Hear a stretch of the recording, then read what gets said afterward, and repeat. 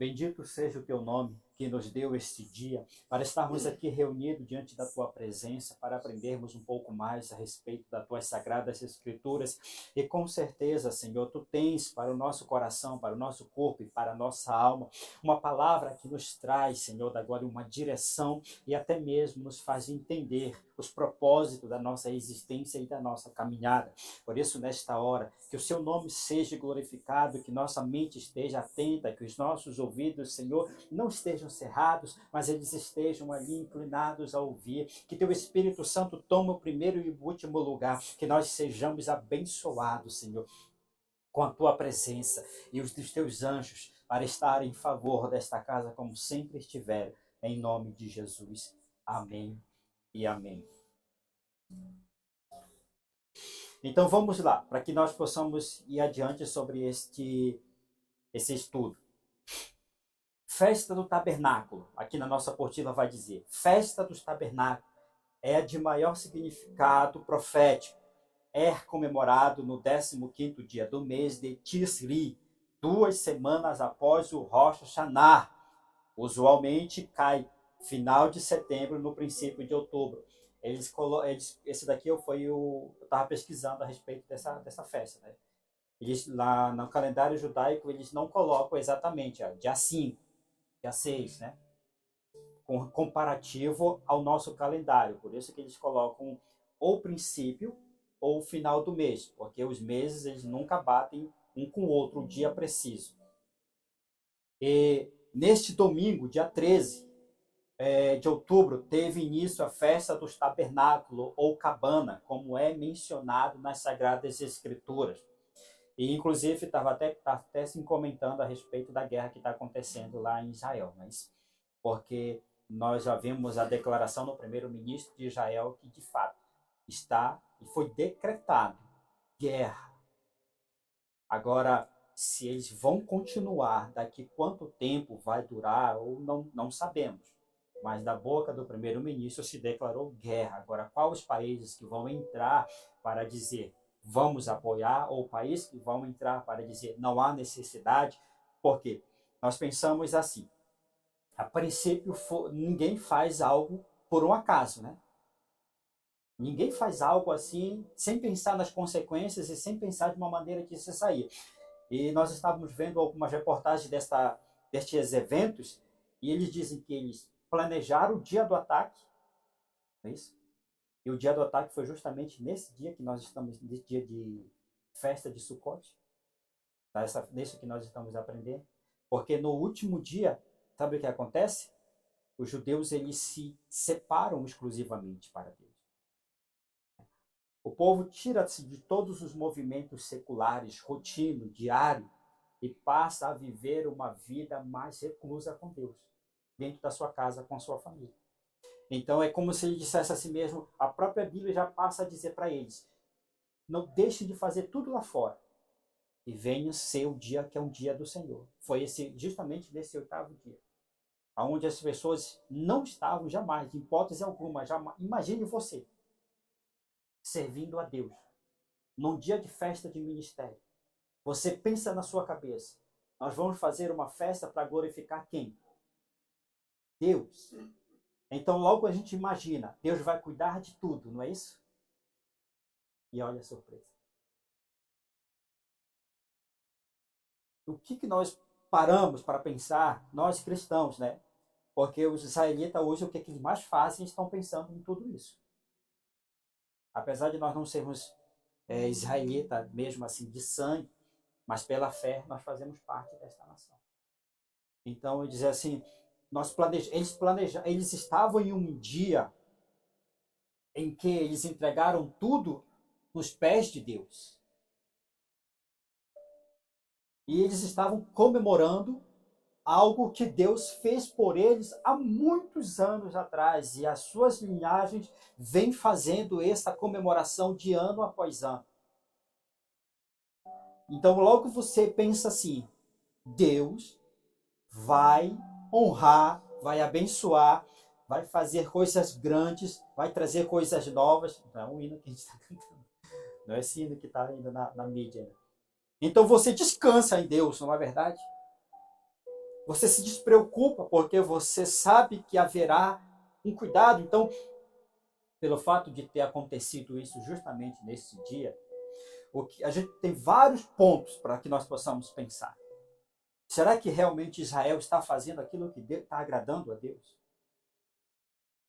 O primeiro ponto que a gente para pensar é isso. Será que realmente Israel está sendo o povo em que Deus escolheu lá no Êxodo, quando tirou aquele povo de lá, onde eles realmente viveram uma completa dependência de Deus? Será que eles estão ali honrando a Deus, não só no dia das festas, porque com tradição todo mundo sabe lidar, principalmente quando trata-se de festa. Porém, a festa é um dia, uma semana, 15 dias. As festas judaicas geralmente duram esse período. Mas existe um ano todo para que você também possa honrar o seu Deus. Existe um ano todo para que você possa apregoar às outras nações o Deus a qual você serve. E o outro ponto que a gente para pensar é dizer assim, que se houve um ataque nesta data, neste dia, e era um dia de comemoração, um dia de adorar ao nome de Deus, do Eterno, acontece uma tragédia como essa. Aí, o segundo ponto, a gente pode parar para pensar e dizer, a minha confiança em Deus, a minha confiança no Eterno, me trouxe a este momento. A minha confiança em Deus me trouxe a este episódio triste, aonde a minha nação foi invadida, ou alguns dos nossos familiares, sabe, como é israelita, né, vamos dizer que com certeza teve familiares de pessoas ali que foram mortas, sequestradas e estão no cativeiro. Mas o motivo que eles estavam fazendo era glorificar o nome do Senhor. Então a gente pode pensar assim mesmo. Passando aquele primeiro ponto que nós já vimos ali, né? O primeiro ponto sobre a questão de andar com Deus. O segundo ponto, o primeiro ponto, andar com Deus com fidelidade, ou sim ou não. O segundo ponto é que se tu anda com Deus com fidelidade, por que isso aconteceria com você?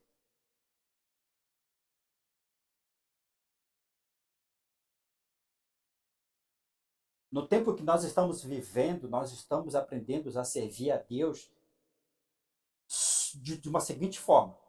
Só coisas boas têm que acontecer comigo. Né? Imagine que é só vitória que tem que encontrar a minha jornada. O inimigo não vai prevalecer.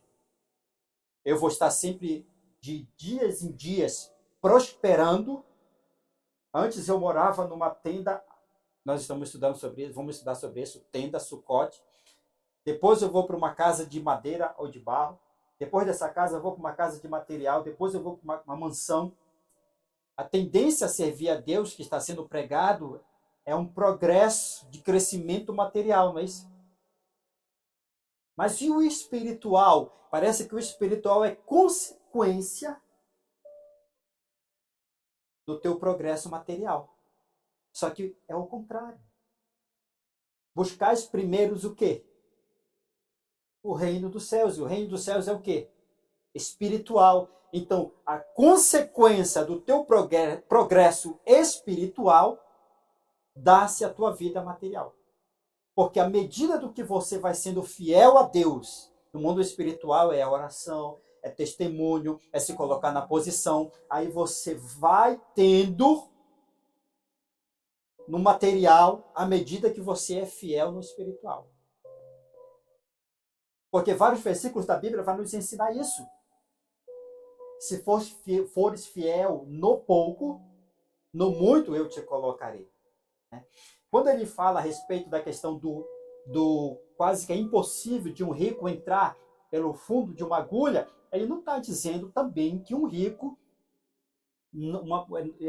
não pode ser um cristão ou um israelita, não pode ser um servo de Deus. Pode sim. Mas à medida do que você entende que primeiro é o espiritual. Porque senão Deus teria feito o processo oposto. Tirado o povo de Israel do Egito, levasse logo de imediato para a terra prometida, para eles descansarem, para eles ficarem confortáveis, para eles ficarem ali realmente, ó, Deus cumpriu com suas promessas. Depois tirava aí de lá, tinha lógica, né? E mandar para o deserto para sofrer. Se agora imagine você tirar um povo de um processo de escravidão muito grande e levar para um descanso absoluto, é o sonho de todo mundo. Só que de lá tu levar e trazer para o deserto. Saindo do processo de dureza de vida para o deserto já foi difícil, imagine você tirar uma pessoa que está vivendo no bem bom e mandar para o deserto. Né? E nesse ponto a gente diz assim, então servir a Deus, eu vou me deparar com esses problemas? Vai. A Bíblia está repleta, né? Principalmente a igreja do primeiro século, como nós falamos, né? A igreja primitiva, está repleta de homens que foram fiel a Deus e absolutamente fiel, muito mais do que nós. E o que foi que eles receberam? Morte, prisão e as perseguições. Só que é essa realidade que nós não podemos tirar da nossa cabeça, porque senão o que é que aconteceria conosco? Não foi isso que Deus também nos trouxe a nós? Nós não temos essa experiência? Nós temos essa experiência. Em que nós depois, olha, Deus nos deu uma terra, Deus estava nos dando condições, e de repente, pá! O crente tem que estar preparado para tudo. E Deus possa olhar num momento como esse, inclusive acho que até eu estava pensando ainda há pouco, a moça aqui, a Rafaela, ela gosta de ver, né, a respeito de Israel, que ela fala muito. Dava para ver que na fala dela ela estava com indignação porque ela repetiu 4 ou 5 vezes a mesma palavra que o primeiro-ministro de Israel repetiu. Ele disse que seria uma retaliação sem precedentes. Então, quando tu repete várias vezes isso, significa que você está indignado, só que você não está querendo mostrar, né, para todo mundo. Então, ela estava querendo retaliação.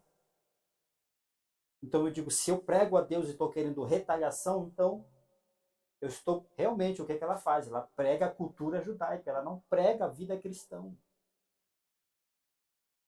Que é isso que nós temos visto e observado hoje em dia.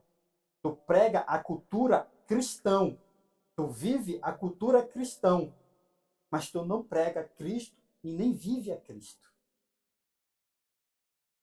Porque no momento como esse, o que é que o povo de Israel deveria fazer? Literalmente, ele mostrar, porque Deus sonda o coração de todo mundo, né? Não é você ir numa internet e mostrar uma face que aparentemente é legal, que está tudo bem, que Deus está no comando, mas você mesmo, na tua vida pessoal, você mostra que não é desta forma, não é desta maneira.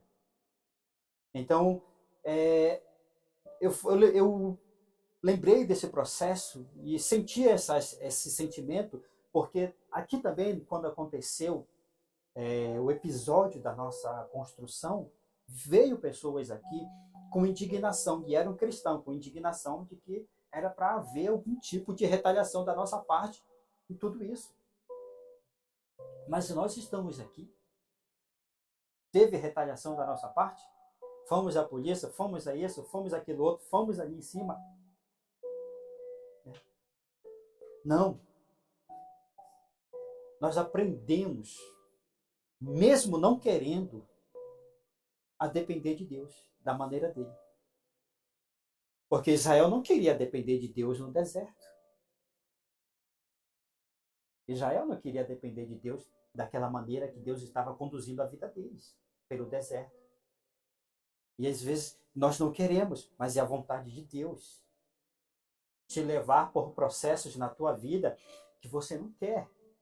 Que você acha que se Deus fizer de uma outra maneira, será melhor a tua caminhada. Se Deus fizer de uma maneira mais suave, te levar para um outro lugar melhor, e se as coisas funcionarem desse jeito, do jeito que você está planejando, dentro do teu entendimento, parece que as coisas vão fluir melhor. Mas aí Deus pegou o povo e disse, ó, vocês não entendem como eu trabalho, vocês não conhecem a minha voz de verdade, vocês já ouviram apenas falar pelos seus antepassados quem eu era, o que eu fiz. Só que agora eu quero me apresentar a vocês. Agora eu quero que vocês mesmos tenham as suas experiências comigo. Vocês não vão viver pregando somente aquilo que os seus antepassados viveram. Vou chegar e vou pregar só sobre Daniel na Babilônia, levado ao cativo. Vou pregar sobre os 3 amigos de Daniel, cativos na Babilônia, que não se prostraram. Aí eu vou chegar e vou pregar para outro irmão lá e dizer, não se prostra. Mas Deus mesmo te colocará em uma situação para ver se você vai se prostrar. Aí quando você falar, aquela palavra terá algum peso no mundo espiritual, uma modificação no coração da pessoa? Se você se prostrou, não vai ter nada. Você vai ter cultura, né? Cultura religiosa que você está pregando para uma pessoa. Mas Cristo você não está pregando, porque Cristo não está num processo como esse. Aí você prega José. Aí você pode, muitas das vezes, né, tem momentos da nossa vida, nesses processos, que Deus vai nos colocar. Não parecido, claro, né, porque não existe mais nenhum faraó, não existe mais nenhum Nabucodonosor, mas você sabe que ser levado como escravo, escravo já simboliza o quê? Total dependência de uma pessoa, de um sistema ou de alguma coisa. Você ser lançado numa prisão, isso significa que você não tem poder para nada. Tudo foi tirado das suas mãos. E ainda você foi condenado, muitas das vezes, nem pelos seus erros, mas condenado por só ser condenado mesmo. Você não tem saída para nada. E você continuar sendo o quê? Fiel a Deus. Não é isso? E você continuar sendo fiel a Deus, mesmo sabendo que o estado que você se encontra não é justo. Você sendo fiel, aí você sai da prisão e Deus te usa.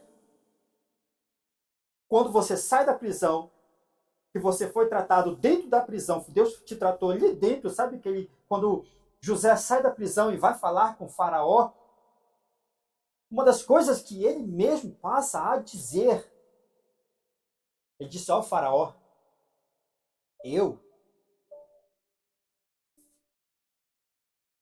não posso fazer nada, eu não sou nada, eu não tenho nada, mas o Deus que eu sirvo faz alguma coisa pelo Senhor, se ele quiser. Aí, para você falar algo como esse dentro de uma nação que vive acima, né, de outras nações, tratando seus deuses pagãos como se fosse a entidade mais poderosa que existisse no universo e que nenhum povo, nenhuma nação poderia falar mal dos seus deuses e falar. Era como se fosse uma afronta aos deuses dele, você pregar a Deus acima dos deuses dele. Ele teve coragem. José teve coragem de pregar o seu Deus acima dos deuses. E ele era, não tem, só se na mente dele naquele momento ali, né? Algo foi colocado. Não tenho nada a perder.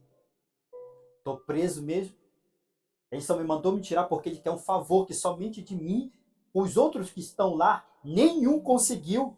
Se ele me chamou aqui, é porque ninguém de lá conseguiu. Eu estou preso.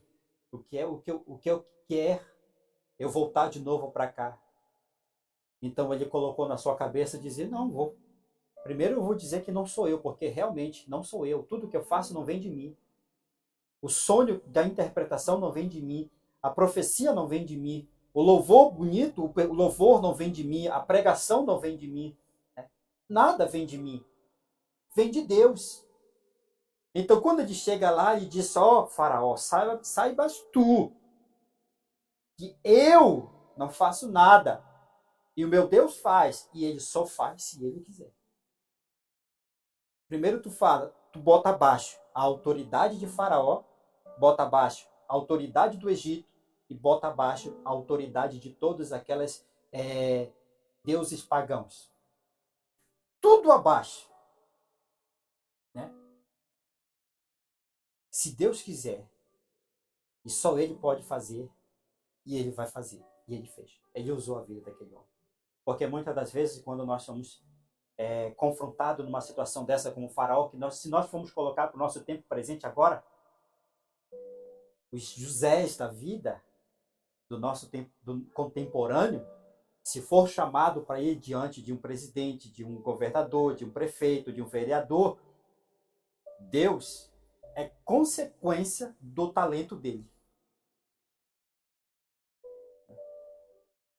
Lembra que a gente usou a expressão o espiritual é consequência da elevação material? Porque ele cresceu materialmente, então o espiritual é consequência, logo acompanha. Aí quando ele chegar diante de dessas autoridades, a primeira coisa que ele vai apresentar não é Deus.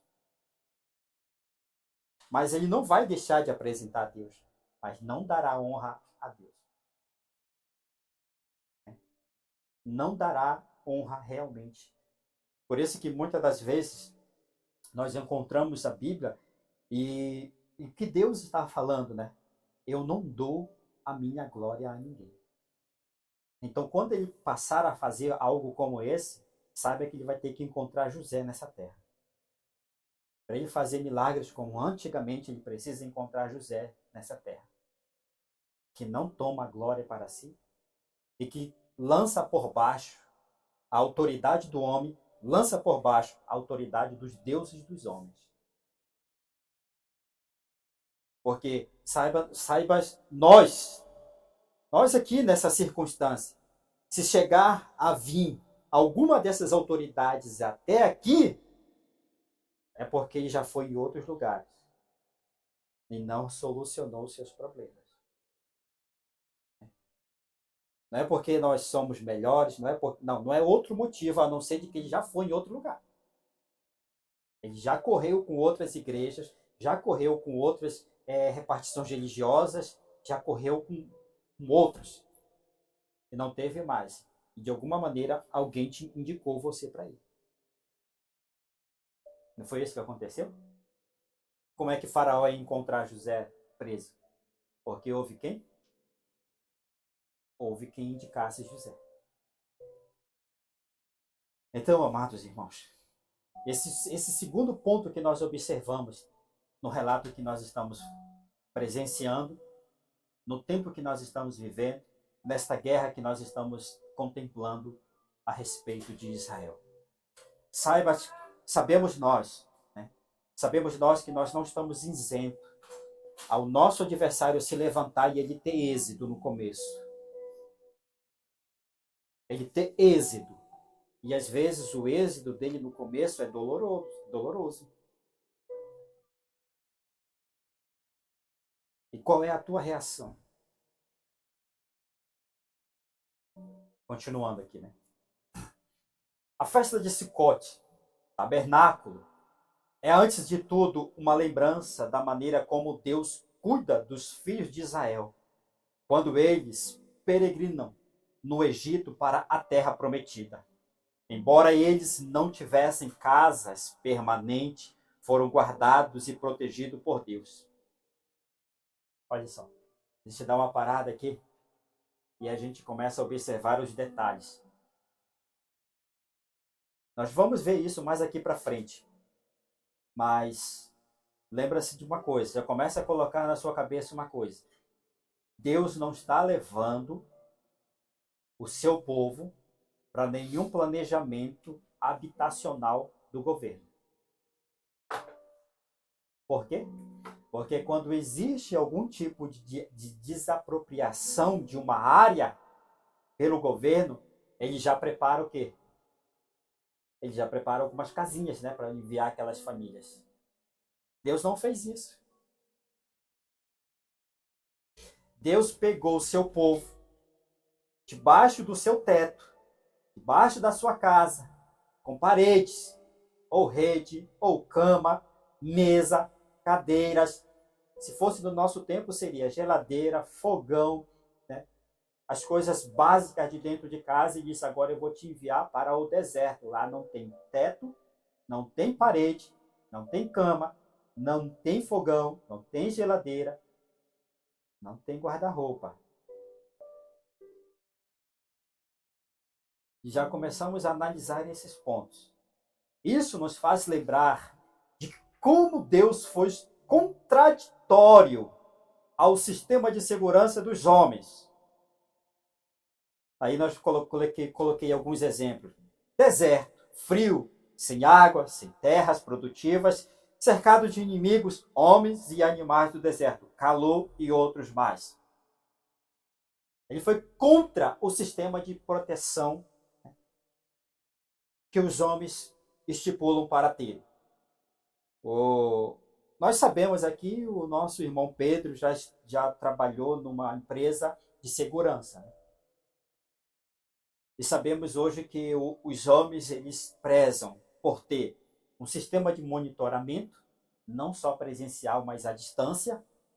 Eles têm que ter as suas casas guardadas por portões eletrônicos, aonde realmente as pessoas que vão aparecer ali na porta, elas necessitam de uma identificação, não pelo cartão, mas pela face, porque recentemente eu fui em um prédio aí, aonde eram duas portas, a primeira e a segunda. Você entrava pela primeira e olhava para o seu rosto, né? A câmera, aquela presencial que foca diretamente no rosto, aí depois ele olha para você e vê, tu não está registrado nesse banco de dados, mas como você já passou no interfone, ela te libera para você passar pela primeira porta.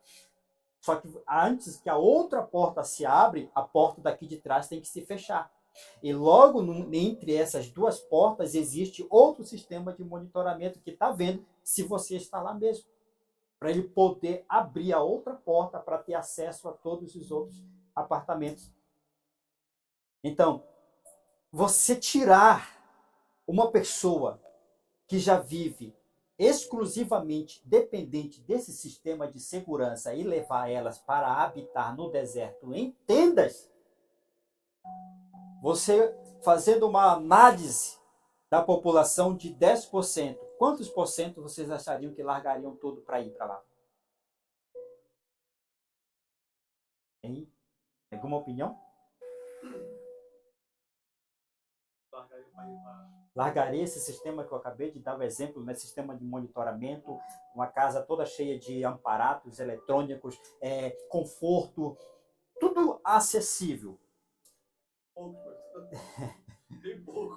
Sair dessa vida e ir para uma vida de habitar em tendas, sem segurança nenhuma, sem perspectiva de vida nenhuma, sem futuro nenhum. Porque lembra que eu dei acho que 1%, ou até nada. 0,0000 alguma coisa, né?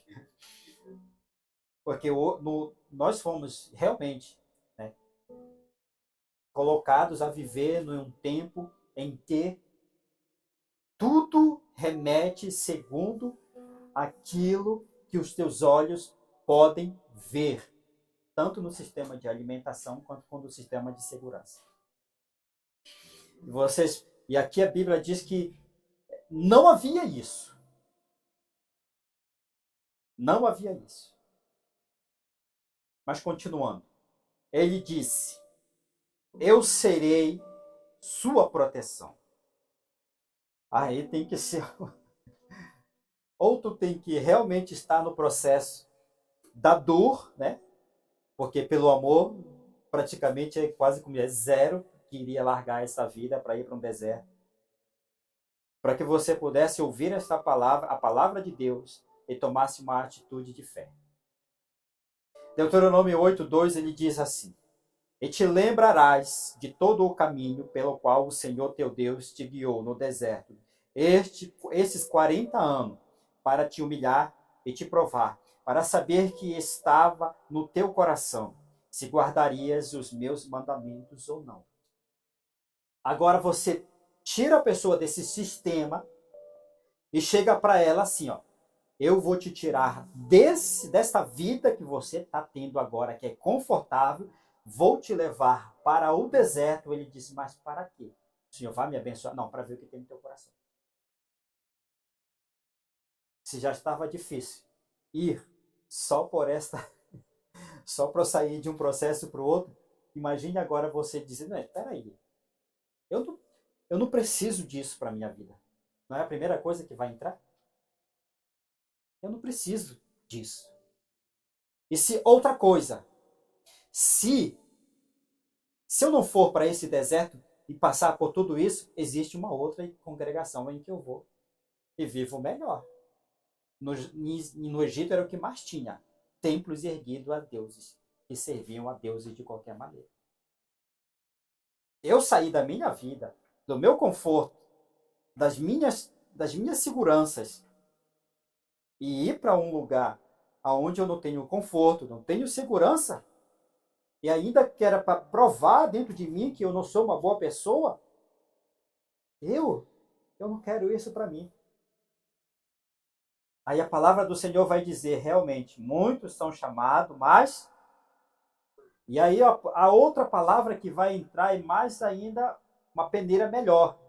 Se não abreviasse os dias, nem os escolhidos seriam arrebatados. Como é que a peneira, ela já é uma peneira. Nas palavras de Deus, ela se torna ainda mais, 2 vezes mais peneirada. Aí realmente a gente sempre vai usar a expressão que a diaconisa sempre usa, servir a Deus não é fácil. Olhando por esse prisma dessas palavras, realmente servir a Deus não é fácil. Mas foi ele mesmo quem disse, não foi? Ele falou, existe o caminho largo e o caminho estreito. É você quem tem que decidir, mas eu te aconselho a seguir pelo estreito. Continuando. Sucote também, né, é um lembrete de que Deus desceu para habitar entre o seu povo. Para saber o Eterno não precisou de grandes paredes de pedras para se sentir bem onde ele disse que estaria. Pronto. Se nós estamos angustiados pela nossa congregação, te alivia o teu coração agora. Alivia o seu coração agora porque ele falou, ó, Deus ele sabia para onde ele estava te levando, não sabia? Ele sabia como era e como estaria. Então, não é uma questão que nós vamos dizer assim mesmo, Deus não está nesse lugar porque o lugar não é propício para ele. Porque senão nós vamos colocar o quê? Nós vamos colocar Deus em contraditório. Como é que Deus vai pegar um povo que estava dentro de uma cidade, né? Que ali mesmo ele poderia derrotar Faraó, não poderia? Poderia acabar com Faraó e todos os seus seguidores mais próximos, porque como Israel saiu do Egito, sabe o que aconteceu? Alguns egípcios saíram com eles. Então Deus não precisaria acabar com todos os egípcios, somente com aqueles que estavam sendo oposição ao povo de Deus. Aí poderia ter feito ali, aonde eles faziam aquelas megas pirâmides, eles poderiam ter construído megas templos para Deus. Aí sim poderiam dizer, como até hoje a humanidade passa a admirar essas grandes construções, não passa? Todas as grandes construções que foram construídas pelos povos israelitas por Deus ainda estão de pé? Tem alguma de pé? Tem nenhuma. Que coisa, né? Como pode, Senhor? O mundo todo para estudar a arqueologia e a história, e quando ele só sabe de ti e dos teus grandes feitos, só o que está aqui, ó. Existe um vestígio de algo que remota a uma realidade. É um pedaço de muro, que é onde hoje está sendo, né, feita aquela guerra. Um pedaço de muro, mas você vai ver que nas outras civilizações existem até hoje grandes monumentos que são considerados patrimônio da humanidade, construído pela mão do homem. Então, amados irmãos, Deus não está nessas megas, né, paredes feitas de concreto. Porque todas as vezes que o povo, que Deus fez, né, e isso não significa que Deus também não possa habitar nesses lugares, porque quando foi feito o primeiro templo grande, foi feito pela mão de quem? De Salomão. O que foi que Deus falou para ele? Eu habitarei no meio de vocês. Não foi? E todas as orações que serão feitas neste lugar, eu os ouvirei. No entanto, se vocês permanecerem fiéis a mim, eu permanecerei. Vocês permanecerem fiéis a mim, eu permanecerei fiel com as minhas palavras que tenho dito a você. O povo de Deus permaneceu fiel? Não. Deus falou, foi bem justo, não foi? Deus só permaneceria com aquele grande templo, com aquela grande obra, se o povo permanecesse fiel. Se não permanecesse fiel, o que era que aconteceria? E o que aconteceu? Foi destruído. E a mesma coisa, durante toda a jornada da vida dos israelitas e a das vidas dos cristãos que são fiéis a Deus, ele tem esses momentos. Né?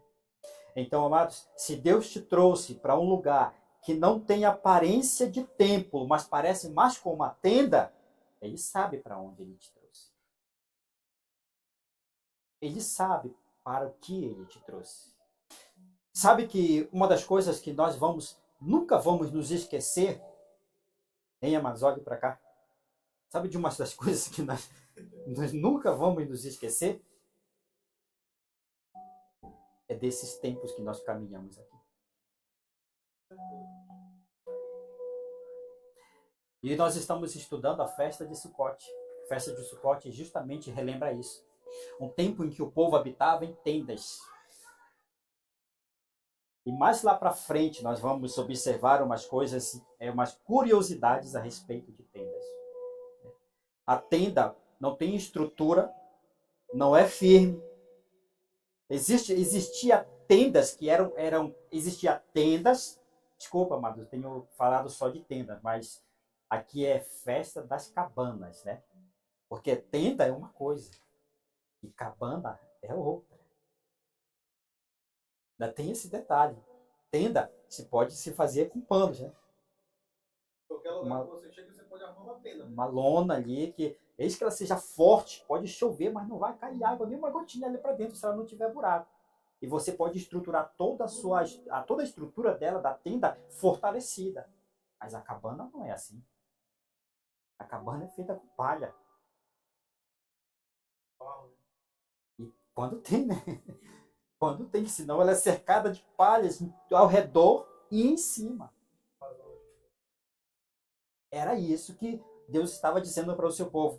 Vocês vão habitar em cabanas. Olha para onde Deus estava levando o seu povo.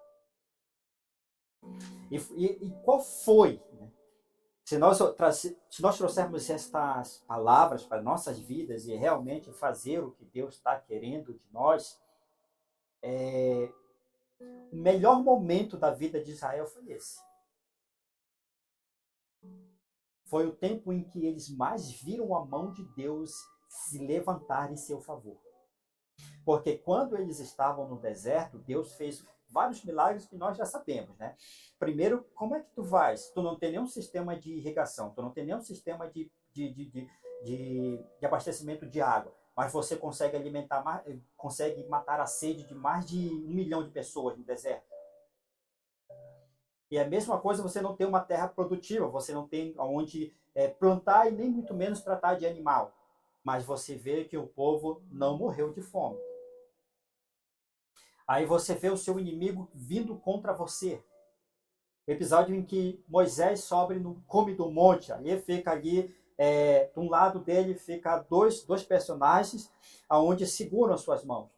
Josué estava descendo lá no vale para guerrear contra um dos inimigos. E enquanto ele colocava com a mão estendida, o povo de Deus prevalecia. Não morreu um soldado. Como que tu vai ver numa guerra não morrer um homem? Aí você vê o mar se abrir e praticamente o mar se prostrar diante do povo de Deus, porque isso é bíblico, Gênesis. O homem ordenará que tudo está sujeito ao homem. Vento, água, terra, tudo está sujeito ao homem. Por isso que Deus falou para Moisés, Ei, o que tu tem na tua mão? Usa aí a tua autoridade. Você tem autoridade, então mande o mar se abrir. Então, em outras palavras, ele estava dizendo, ó, vocês têm autoridade. Você é um servo meu. Você anda nos meus caminhos. Você foi chamado, eu me revelei a você. Te dei experiência, te trouxe aqui. Usa o que eu já te dei. Comece a usar o que eu já te dei. Então isso remete à nossa vida quando nós servimos a Deus, tudo está sujeito a nós. Toda a criação de Deus, né? Terra, água, mar, tudo está, até os animais estão sujeitos a nós. Então é isso que nós aprendemos, né? Que o povo de Israel teve a sua maior intimidade com Deus no deserto, morando em tendas. Mas Deus disse, olha, vocês não vão ficar aí por muito tempo, não foi?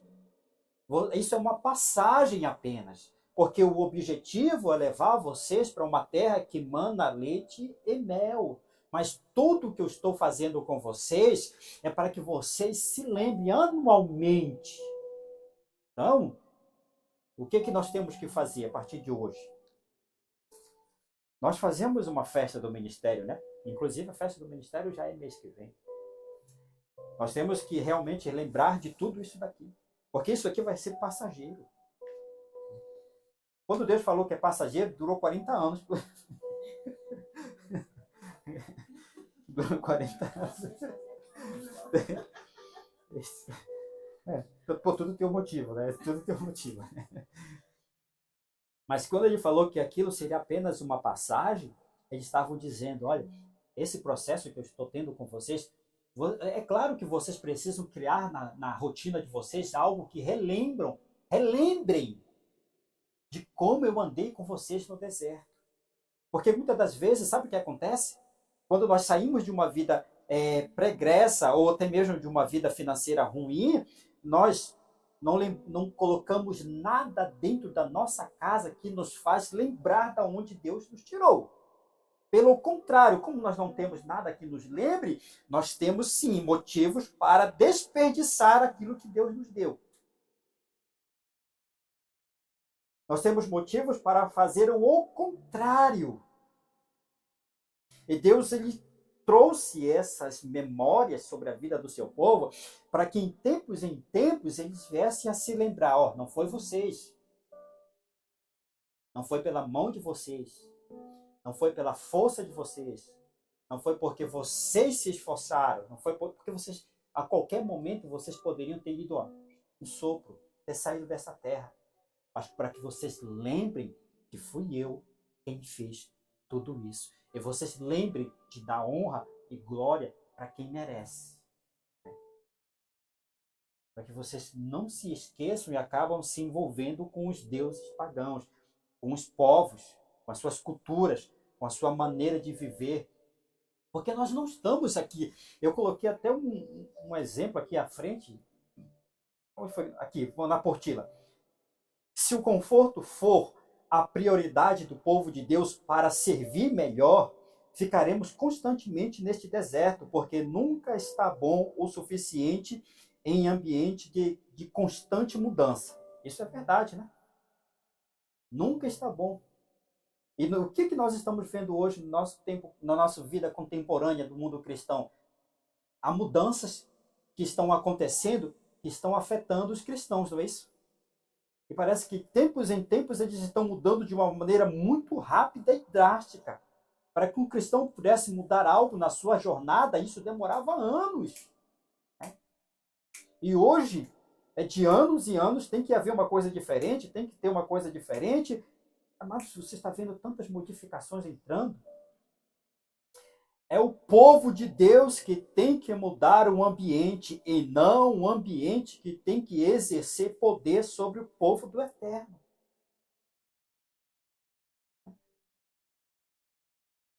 Então, amados, Deus ele preparou o seu povo lá naquele deserto para que a nação para onde eles iriam não exercesse nenhum tipo de influência sobre eles, porque ele disse, eu sei de onde eu vim. Eu sei quem estendeu as suas mãos poderosas e fortes em meu favor quando eu estava no Egito Ele me fez caminhar pelo deserto e chegar aqui. Tu achas que eu vou me vender para você, sistema? Tu achas que eu vou me vender para vocês, mídia? Tu achas que eu vou me vender para vocês, mundo? Vocês não fizeram nada por mim, pelo contrário, lá no Egito vocês estavam me matando, me destruindo, acabando comigo, me colocando na escravidão. Então, abrimos os nossos olhos, o mundo, ele te matou, Deus te resgatou, e agora ele quer arrancar o que Deus deu de você, e você não lembra de quem te tirou de lá. Porque primeiro ele vai te oferecer um prato bom para que você dê para ele o braço a torcer. Essa questão, uma das coisas que está acontecendo hoje em dia na Terra, para que possa mudar a palavra do Senhor, é esse tal de amor. Tu não pode pregar mais a verdade, que tu não pode falar mais a verdade, que tu não pode mais constranger mais ninguém. Esse amor contemporâneo aí dos homens. Tu tens que acolher tudo e todos de qualquer maneira, e você tem que ter cuidado. Aí você vai ter que, se você fizer isso, o ambiente está te transformando. Agora, se você quer transformar o ambiente, você se mantém fiel às tuas convicções. Vai chegar um tempo que vai vir realmente a justiça de Deus, aí vai ser provado se o que você estava fazendo é certo ou o amor que eles estavam pregando é o correto. Enquanto a isso, Deus ele sempre pede para o seu povo: permaneçam fiéis. No mundo vós tereis aflições. Serão perseguidos, injuriados, caluniados, levados diante de autoridades. Mas lembre quem foi que lutou por vocês. Lembre quem foi que tirou a vida de vocês lá do mundo. Lembre quem foi que deu livramento. Lembre quem foi que deu isso. Lembre quem foi que está acrescentando. E lembra quem é que está preparando algo maravilhoso para a tua vida. Porque o mundo prepara morte e inferno. E Deus prepara vida e descanso eterno. Se nós colocarmos isso numa balança, é óbvio. Né? Esses homens hoje que nós estamos vendo aí, essa guerra que está sendo exercitada, eles estão morrendo por sem valor nenhum. Eles estão entregando as suas vidas por um ideal que não tem nenhum fundamento. Aonde você coloca em risco, em matar sua própria nação, só para que você possa prevalecer sobre os outros. Não é isso? Se a gente sabe o que nós podemos fazer, ainda que a gente pague o preço que tenha que pagar, mas saiba que esse preço vai te recompensar, não só você, mas a tua nação, vamos fazer. Porque esse preço que nós pagamos hoje aqui, ele não é só por mim, ele é pelos meus filhos também. O que eu estou vivendo aqui, porque eu sei que não vai ser o homem que vai dar o emprego, eu sei que não vai ser o homem que vai dar de comer, eu sei que não vai ser o homem que vai dar moradia, eu sei que não vai ser o homem que vai dar saúde. Vai ser Deus. Vai ser Deus, vai ser sempre Deus na minha vida e na vida da minha geração e na vida desta igreja, em nome de Jesus. E ele prova que ele faz isso. Ele tem provado que tem sido dessa maneira. Ele só quer que nós venhamos a ser fiéis a ele. Né? Então, tiramos da nossa cabeça o peso, né? E as preocupações que o mundo está tentando colocar, o peso do mundo está tentando colocar sobre nossas vidas. Procura ser fiel a Deus, não importa para onde Ele te levou. Mesmo se Ele te levou para uma casa onde não tem teto, ser fiel a Deus ali. Procura, mesmo que a gente não saiba, mas vamos aprender a ser fiel a Deus ali, porque Ele vai colocar a sua mão e a chuva não vai cair em cima de você. Porque foi isso que Ele fez no deserto. O deserto, quero que o deserto é de dia, ele é muito quente. E à noite ele se torna ainda mais frio. Aí essa temperatura não era para matar o povo de Israel, principalmente as crianças recém-nascidas e os idosos? Muito frio à noite, vou colocar ali uma coluna de fogo para aquecer a noite. Então, amados, e a nossa vida, como Deus ele sempre falou pela sua palavra, a vida do crente é viver de fé em fé. Quando tudo te disser não, diga sim. Porque quem diz sim para você é Deus.